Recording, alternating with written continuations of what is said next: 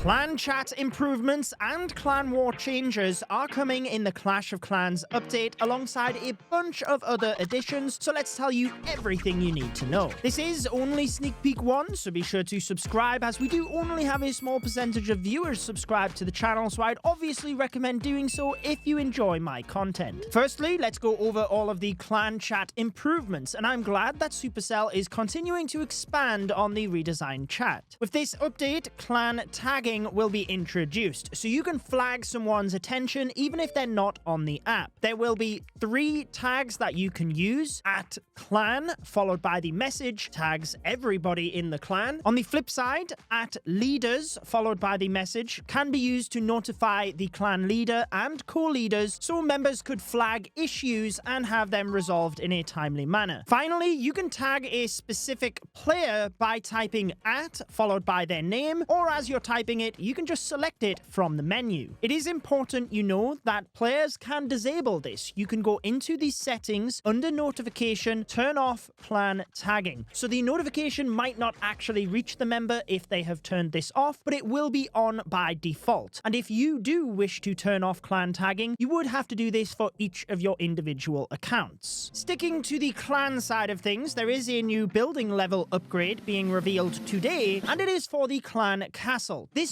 does not give you extra troop capacity, it will still be at 50. However, it is just the hit points and, interestingly, an extra siege machine that you can utilize. You can see it nicely blends in with the Town Hall 16 nature theme, but now when we go to request clan castle troops, we could receive 2 siege machines. So it would now be possible to take 5 different types into an attack and then switch out to whichever one was the most needed depending on the base you were up against. A couple of clarifications for this: you can receive 2 of the same type of siege machine in your clan castle, just like you can cook up 3 of the same type in your regular siege workshop, and they don't have to be donated by different players. One player could donate 2 of the same siege machine. You will just have to select whichever one it is you want to use once you're ready to attack. Whilst the troop capacity for the clan castle itself remains at 50, what is a really good change in my opinion is that the clan perks have been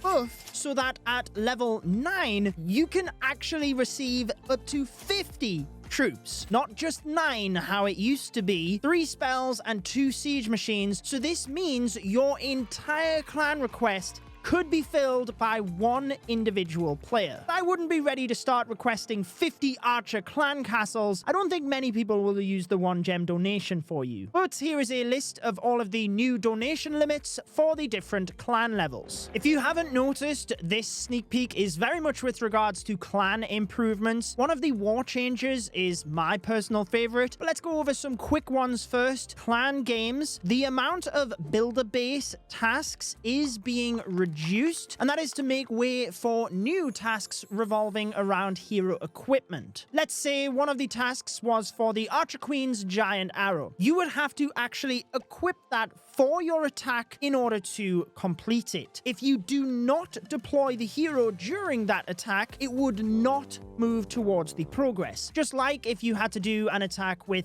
let's say, the lightning spell, you didn't use that, you wouldn't gain the progress towards it. Oh, we didn't drop a lightning spell!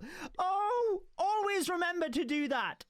However, should you deploy the hero but not use the ability, remember that they go off at the end of the attack automatically anyways, so you would then complete the task. Some small changes for the clan capital: the amount of loot per attack is being increased, and whenever you get a bonus loot based on surviving troops, this will scale based on the hit points that they have left. So if it's a full health troop, you will get more capital gold as a bonus. One thing that has been requested by the community a lot, so again I'm glad to see this implemented, is that multipliers to the star bonus also now include the ore. So if you upgrade your town hall and you have a 4x star bonus, or if there's just one in the game or from a community event, not only will the loot loot be boosted. The ore that is available from your home village star bonus will also have that multiplier applied. Very happy to see that one implemented. The amount of ore available in the game seems to be gradually expanding in different areas. We did have some added to the trader shop with raid medals not that long ago, and the ongoing rocket balloon event does not have new hero equipment. It is all based around providing more ore. A couple of other quality of life improvements. The barbarian puppet equipment will now show the rage duration and damage increase from the barbarians. The Grand Warden is less likely to follow headhunters, which is good, so he's more likely to stay with the main pack of your army. And the goblin researcher will now display a second bar above the laboratory so that you can visually see the progress. Quick addition to the builder base, you can now select a defensive layout, which is separate to your active layout. This should help a lot of the high trophy pushers in not having their base designs instantly copied, and it just means you can set a more visually appealing layout as you're upgrading things. Just like with any update, there is a number of bug fixes being applied. The most important one though being that the Royal Champion's haste vial prior to this dealt less damage when you pressed the ability. That will be fixed. However, to compensate for that, there will be slight decreases in the hero boosts of the attack speed for the Royal Champion. This is ever so slight since it is applied throughout the entire attack, but it now means that when you press the ability, you will actually get that attack speed increase, so everything should even out. Finally, onto clan war changes, and we've never had as big of a quality of life change to wars as this for quite some time. There are a couple of little changes as well. Firstly, the amount of starry ore you can gain as a Town Hall 16 is increased from 5 to 6.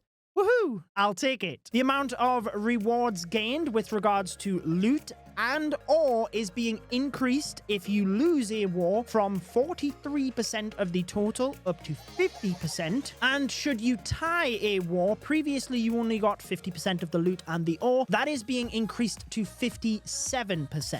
When it comes to matchmaking of regular wars, the algorithm has developed over the years, taking into account offense and defense. It will now look at hero equipment levels as well as town hall level. Presumably, this is because power and hero potions were buffed to provide maximum levels. Following the introduction of hero equipment and gaining ore from clan wars, seemingly the participation rates have increased, so 35 versus 35 and 45 versus 45 wars will now be available. As a leader or co-leader, when selecting your roster, you will be able to see when players were last online, so if they haven't been online for a couple of days, you might not want to add them to the war spin. However, there is also something much better than this, a war sign-up sheet. As a leader or co-leader, before pressing to start a war, you will also now see send war sign-up. Sign-up sheets will be sent to the clan chat, and you can only have one of them at a time, but you can pin this so that it does not get lost. These are only for regular clan wars. They are not for friendly wars or the clan war leagues, and once you then start a war, the sign-up sheet will naturally just be removed. But you could pin it up until that time so that everyone has a chance to opt in or out of the next war spin. Should you opt out of the clan war and you want to change your mind, you can do so just by going back to the sign-up sheet and changing to a thumbs up. When it comes time to actually start the war, even if someone has opted out, you can then manually put them into the war. Just know that as a leader or co-leader, should you do that, they are likely not to attack if they have opted out. But that is it for Sneak Peek 1. Be sure to come back for tomorrow's. I have one of my other YouTube videos recommended for you right here.